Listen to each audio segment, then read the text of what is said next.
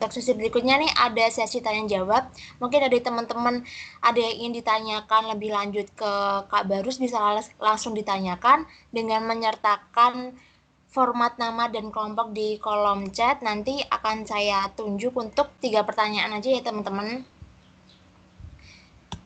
Yang saya tunjuk nanti akan Nah, ini ada nih dari Abelia Yunita Puspadewi dari kelompok Gadung. Mungkin dari Abelia bisa menyampaikan pertanyaannya dengan on cap dan on mic. Ya, terima kasih waktu yang telah diberikan kepada saya. Pada kesempatan kali ini, saya ingin menanyakan kepada Kak Octavianus. Nah, saya cukup kagum dengan achievement dan experience yang telah Kakak lakukan. Nah, pastikan itu memerlukan effort yang besar ya, Kak. Terus, bagaimana sih cara Kakak tetap menjaga motivasi dalam diri Kakak itu sendiri? Terima kasih, Kak.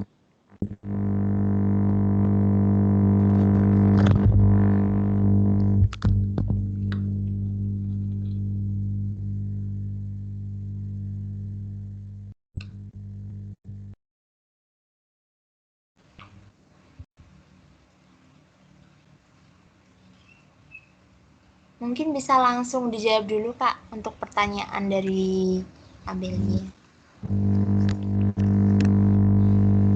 Oh, untuk menjaga motivasi saya sih kembali mengingat ibaratnya teman-teman harus paham dulu potensi diri teman-teman.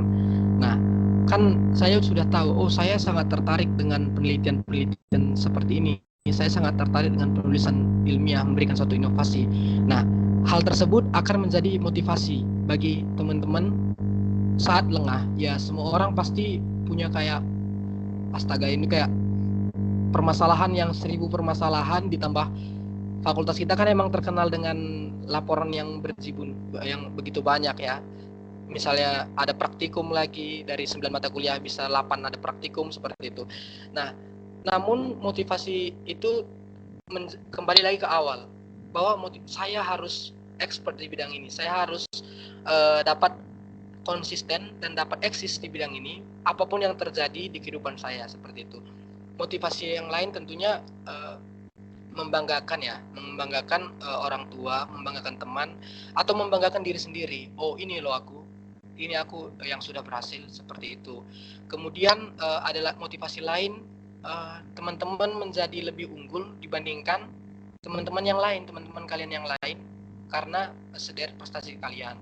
Dan misalnya untuk mendaftar ke beasiswa atau seperti yang saya ceritakan, saya lolos beasiswa Paragon itu lumayan, dapat 900.000 per bulan, dan kenal berbagai macam mahasiswa prestasi dari fakultas lain yang salah satunya menjadi Mawapres utama Undip. Itu suatu kebanggaan bagi kita. Kita dapat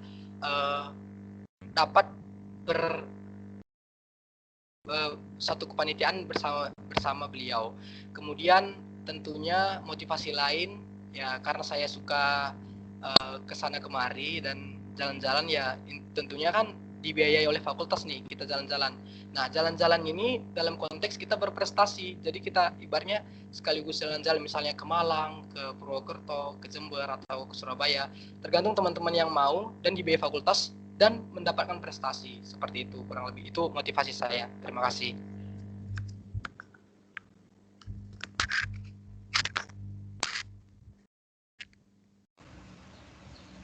Baik, terima kasih Abel atas pertanyaannya. Mungkin bisa lanjut ke pertanyaan kedua nih Kak. Ada dari Asih Widianingrum dari kelompok Bawang Merah. Mungkin untuk Asih bisa on cam dan on mic untuk menuturkan pertanyaannya. Izin bertanya Kak. Iya. Tadi kan yang ada acara buat mewakilkan fakultas sama universitas ke tempat lain. Nah, jika kalau pas waktu itu ada matkul dan matkul itu nggak bisa ditinggal, apakah ada pengertian dari dosennya? Sama yang tadi kan ada tentang beasiswa. Beasiswa apa aja ya, Kak, yang bisa diikuti sama maba-maba sekarang ini? Adakah informasi tentang beasiswa itu untuk mahasiswa baru? Terima kasih. Oke, terima kasih. Ya, ini suatu pertanyaan yang cukup menarik dan bagus. Menurut saya, uh, saya juga mengalami hal tersebut. Bahkan ini karena online mungkin lebih ini ya. Kalau misalnya daring, saya ada pernah gara-gara mengikuti suatu lomba juga, akhirnya keteteran dan terlambat ke kelas. Akhirnya saya diusir, astaga gitu. Seperti itu, kayak kita astaga aku diusir gara-gara terlambat bangun, gara-gara aku baru dari Malang, misalnya seperti itu. Kemudian pernah juga saya skip matkul. Biasanya karya tulis itu sih delegasi itu kemungkinan kamu skipnya adalah hari Senin karena biasanya presentasinya akan dilaksanakan Sabtu atau Minggu seperti itu. Nah, pernah saya menceritakan juga sekali besoknya UTS nih, dan itu suatu pengalaman bagi saya. Aduh, yaudah saya belajar di bis waktu pulang dari Jember, dan akhirnya tetap saja tidak mampu untuk memahami UTS, tapi tetap berusaha seperti itu. Nah, artinya teman-teman, untuk menjadi hal-hal tersebut, teman-teman harus paham resiko. Resiko saya untuk menjadi prestatif, maka saya harus merelakan beberapa kali waktu tidur saya yang harusnya teman-teman saya jam segini sudah tidur, namun saya harus bekerja lebih ekstra untuk menyelesaikan karya tersebut. Seperti itu. Untuk pengertian dosen, setahu saya itu tetap pengertian. Dosen itu meskipun kita sebagai mahasiswa memang sudah diberikan kesempatan untuk absen 25% atau 16 kali pertemuan kita dapat absen sebanyak 4 kali seperti itu. Nah, 4 kali itu jangan dimanfaatkan untuk absen malas. Jadi lebih baik dimanfaatkan untuk absen yang bermanfaat seperti itu. Kemudian dosen-dosennya pun, kalau di masa saya beberapa kali saya terlambat mengumpulkan tugas atau bahkan UTS susulan, itu sudah sangat biasa. Namun dosen tersebut tetap memberikan rekomendasi. Karena apa? Karena teman-teman mendapatkan rekomendasi dari dekanat langsung. Teman-teman mendapatkan suatu surat yang namanya surat undangan dari pihak universitas penyelenggara. Kemudian hal tersebut dapat diajukan sebagai surat izin kepada dosen. Jadi jangan pernah permasalahkan hal tersebut. Kalau memang mau berprestasi, ya monggo buktikan. Jangan dosen-dosennya pun pasti respect ke kamu karena kan membawa fakultas juga seperti itu. Kemudian yang untuk beasiswa juga, ini salah satu saya banyak banget mencari beasiswa tersebut. Namun mengevaluasi lagi, kenapa gagal? Saya lihat orang-orang yang beasiswa itu, misalnya nih, mohon maaf kalau kita kurang mampu, itu kan tidak ada seleksi kayak seleksi prestasi kepribadian, tidak ada. Nah, kalau kita berada di pihak yang lebih mampu, misalnya penghasilan orang tua kita cukup mapan, nah itu pasti diseleksi tentang potensi diri, prestasi diri. Nah, jadi untuk membuktikan tersebut, teman-teman ya monggo untuk mengikuti kegiatan-kegiatan prestatif. Untuk info-info beasiswa tersebut dapat diikuti. Kalau tips dari saya sih ya, saya itu mengikuti semua OA lain fakultas. Jadi fakultas di universitas kita itu semua saya ikuti, kan tidak bermasalah juga. Atau teman-teman malas nih, Instagram nanti yang saya follow makin bertambah, ya follow di Line. Jadi teman-teman tahu seperti apa iklim fakultas lain, atau bagusnya atau mengikuti OA universitas lain, seperti apa iklimnya, seperti apa sih kompetisinya di sana. Nah, di OO mereka itu terkadang terdapat informasi beasiswa. Bahkan menurut saya Undip ini sudah sangat bagus dalam pemberian informasi beasiswa. Tergantung kita mau mengikutinya atau enggak, seperti itu. Untuk info beasiswanya sudah sangat lengkap di OA BEM atau di bagian kemahasiswaan yang dapat diakses melalui laman internet. Seperti itu. Terima kasih.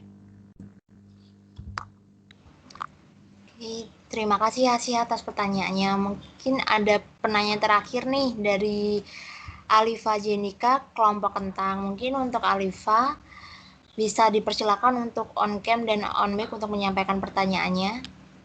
Terima kasih Kak.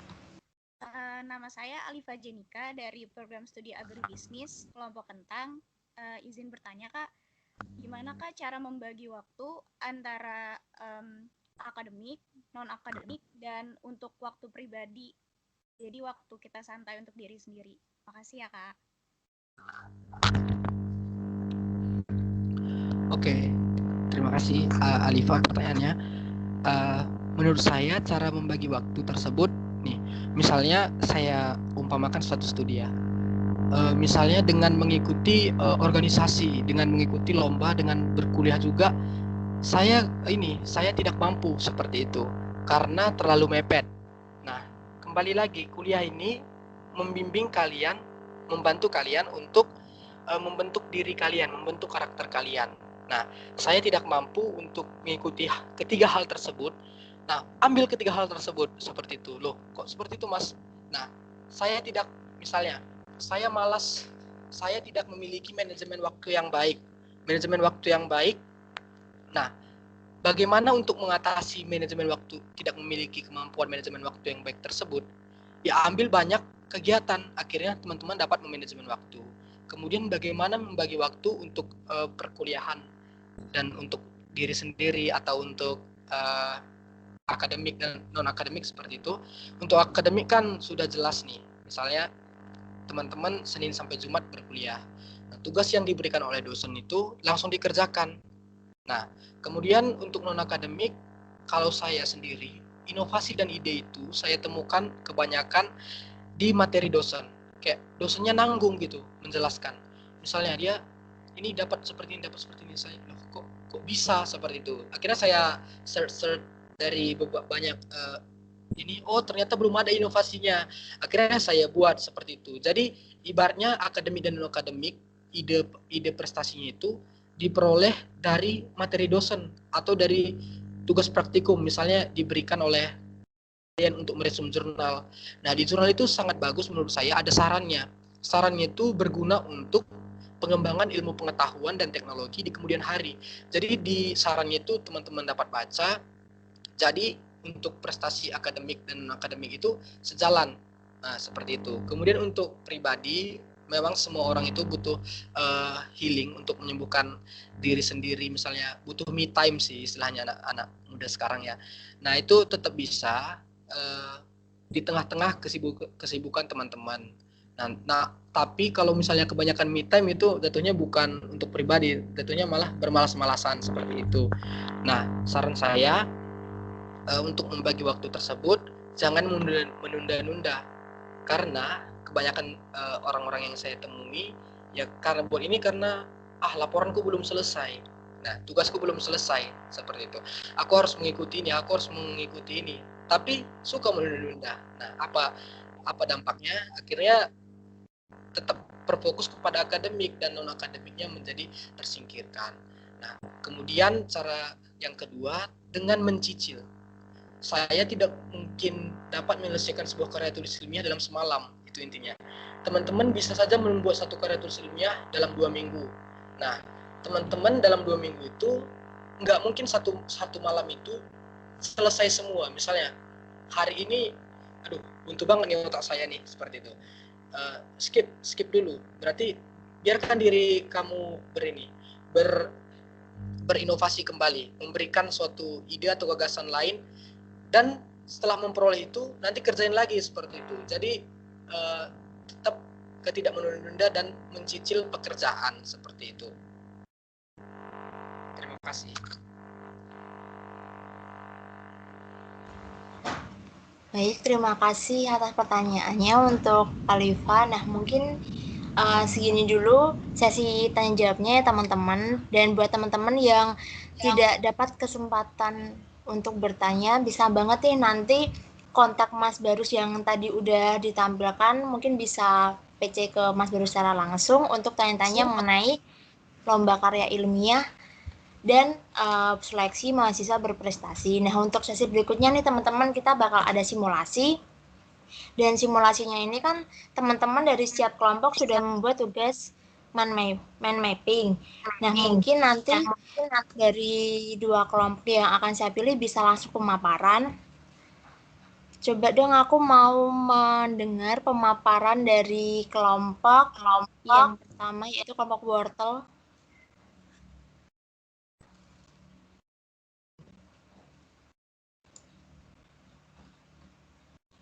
Untuk kelompok wortel mungkin bisa dipersiapkan.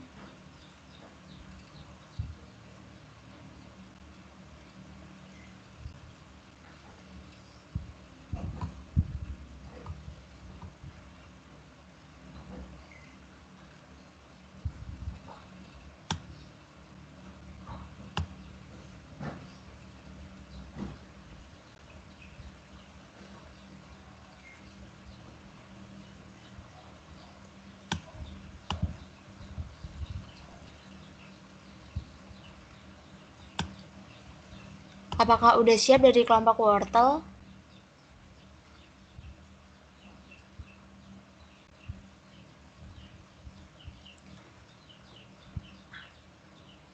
Atau mungkin coba ke kelompok kedua dulu aja deh, kalau emang misal dari kelompok wortel ada beberapa kendala. Coba dari kelompok kentang,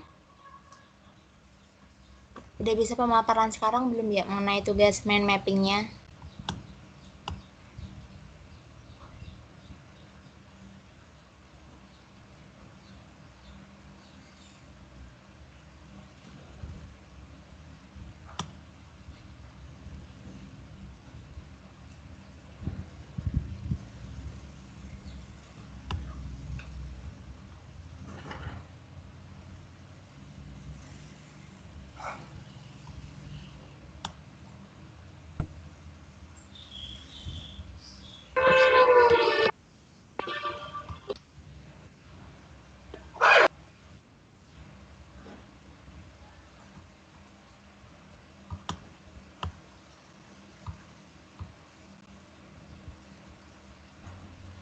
Teman-teman mentor bisa diajak adiknya.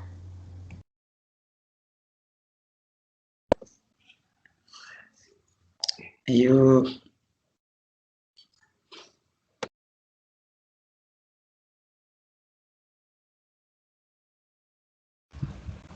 Atau mungkin ada kelompok lain nih yang ingin mengajukan diri untuk langsung pemaparan selain dari kelompok kentang atau kelompok wortel kalau emang misal belum siap. Tapi kalau misal dari kelompok kentang dan kelompok wortel udah langsung siap, bisa langsung pemaparan ya teman-teman.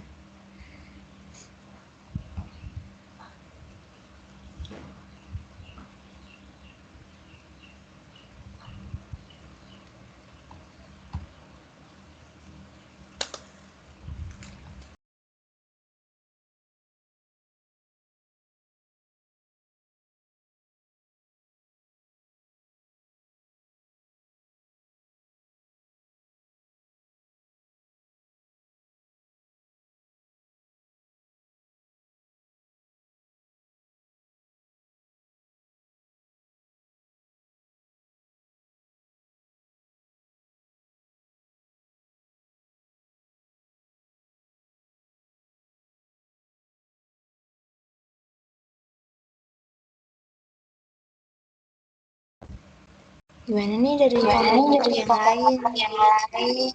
Ayo. Ayo. Kelompok kentang, Ayo wortel.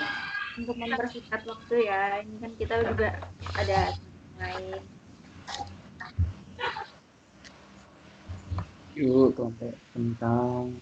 Atau enggak gini aja nih, Kak Novia, gimana kalau kelompok yang udah siap gitu? Ada nggak yang udah siap nih? Ada yang kelompok yang udah siap gak nih? Yang mungkin sinyalnya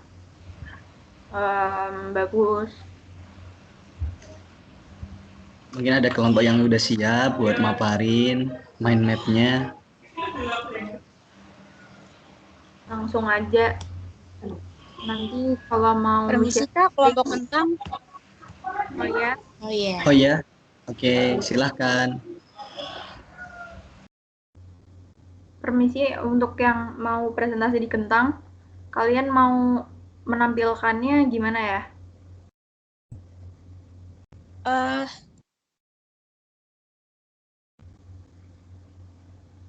Kalau misalnya mau share screen biar aku setting dulu.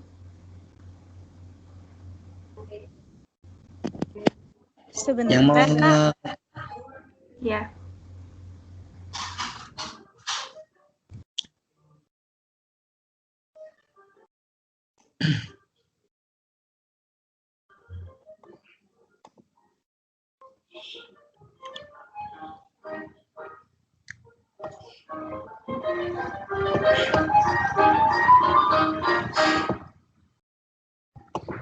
ini yang mau nge-share screen siapa?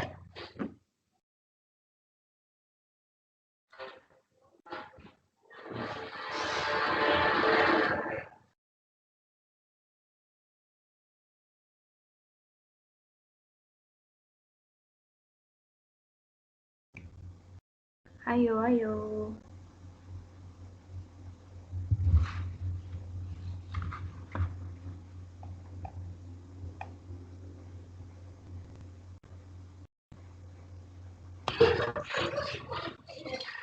Tadi katanya ada yang udah siap. Itu gimana?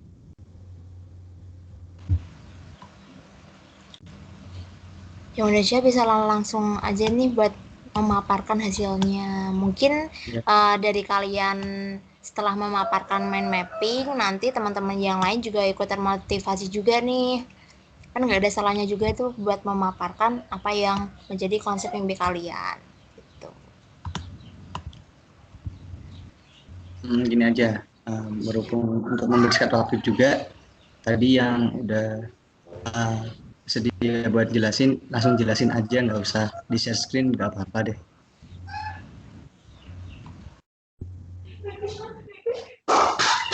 Tadi dari kelompok kentang,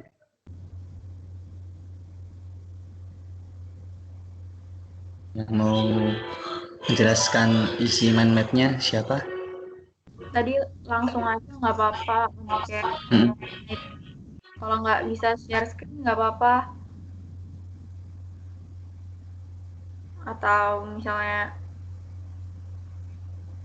mind map-nya dalam bentuk hard file atau soft file.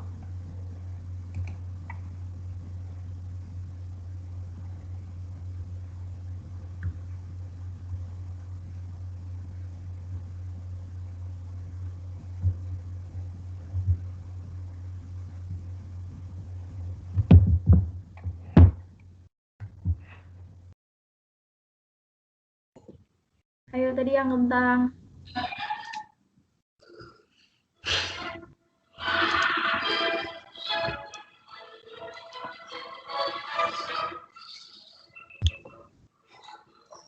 Halo, Halo kentang. Kalau yang bisa ada kendala. Mind map ya Kak tadi. Iya, mind map. iya mind map. Saya perwakilan kelompok kentang ya Kak. Ya. Oh iya, silakan. Mind mapping kelompok kentang.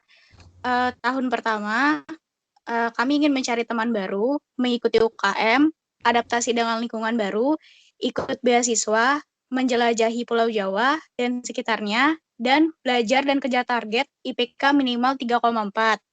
Di tahun kedua, kami ingin coba ikut beasiswa lagi, merintis usaha, menjelajahi Pulau Jawa yang kedua, lalu tetap mempertahankan cari teman dan kejar target IPK minimal 3,4.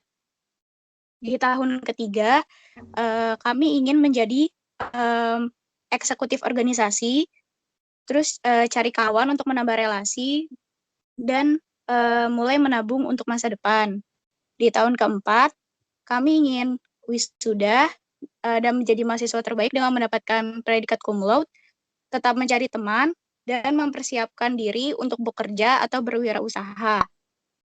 Untuk tahun kelima, ingin mendapat penghasilan tetap, mencari beasiswa S2 ke luar negeri, membantu orang tua dan keluarga, serta membantu pendidikan adik-adik kami. Itu sih Kak, mind map dari kelompok kentang untuk 5 tahun ke depan.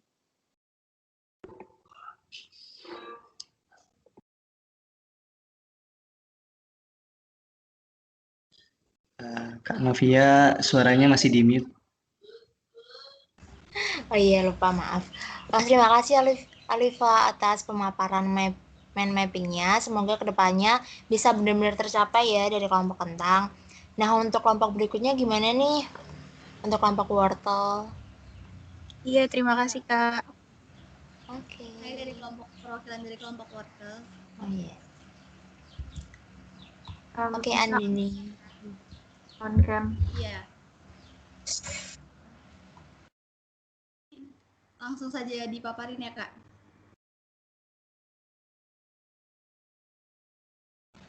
Iya, langsung aja. Jadi mind map untuk 5 tahun ke depan dari kelompok wortel, yang pertama mempunyai banyak relasi, mempunyai menjalin hubungan yang baik dengan relasi, mengembangkan soft skill dan potensi diri, lulus dengan IPK yang sempurna, kalau bisa lulus dengan predikat cum laude, segera mendapatkan pekerjaan dengan minat dan bakat, terus bisa lebih mengenali karakter diri sendiri, bisa membuka lapangan pekerjaan, mengejar karir terlebih dahulu, kemudian traveling keliling dunia, kemudian memulai bisnis dan mewujudkan impian. Dan tidak lupa aktif di organisasi. Cukup sekian yang bisa saya sampaikan untuk mind map 5 tahun ke depan. Terima kasih. Oke, terima kasih ya Andini atas pemaparannya. Wah, keren-keren ya teman-teman untuk mind map kalian. Nah, nggak terasa nih ini udah akhir sesi kita di materi 2 ini. Mungkin sebelum saya tutup, dari Kak Barus ada yang ingin disampaikan pada teman-teman?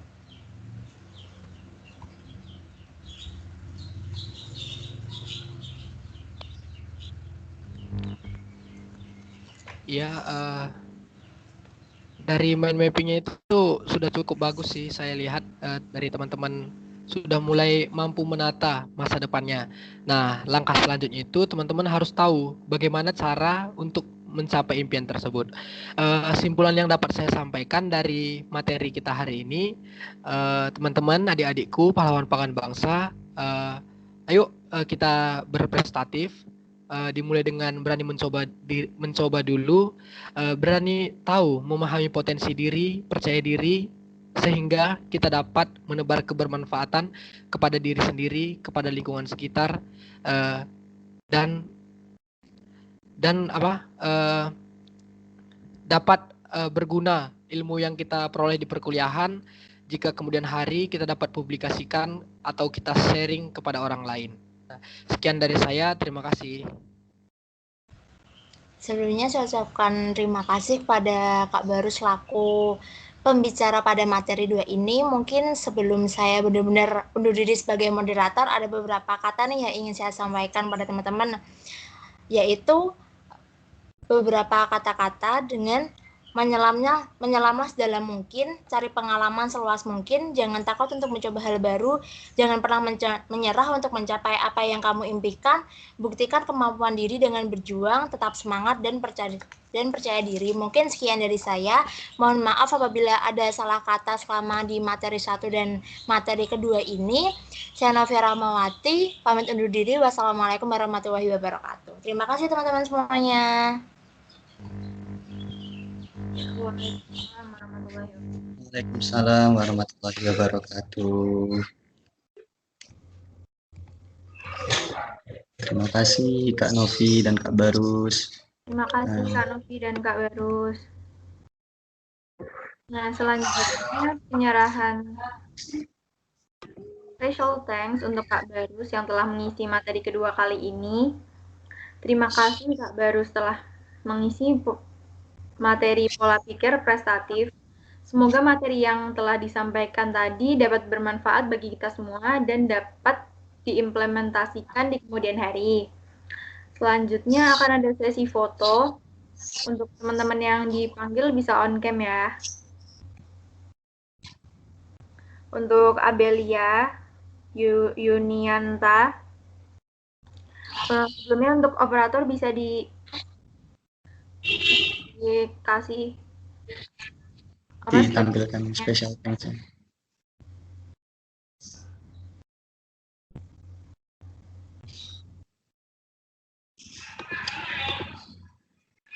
Tadi untuk nama-nama yang dipanggil, Vivian Ningrum, Alifa Jenika,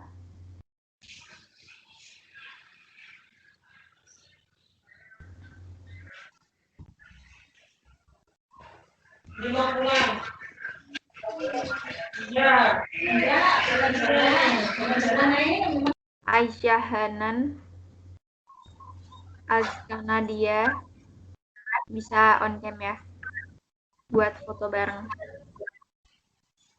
PDD siap ya.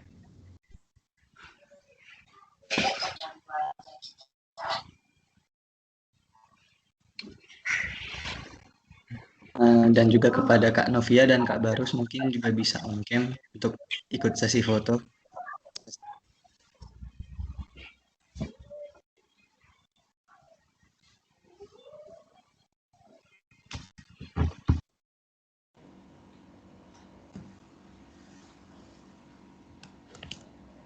Oke. Hitung 1 sampai 3. Ini udah on cam semua yang dipanggil tadi. Sudah. Ya udah. 1, 2, lagi 1.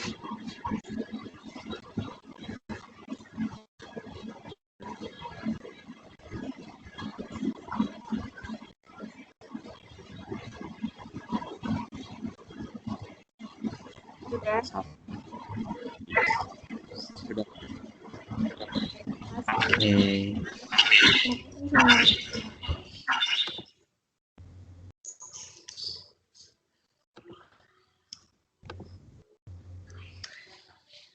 Oke, teman-teman bisa ini ya, bisa off cam kembali.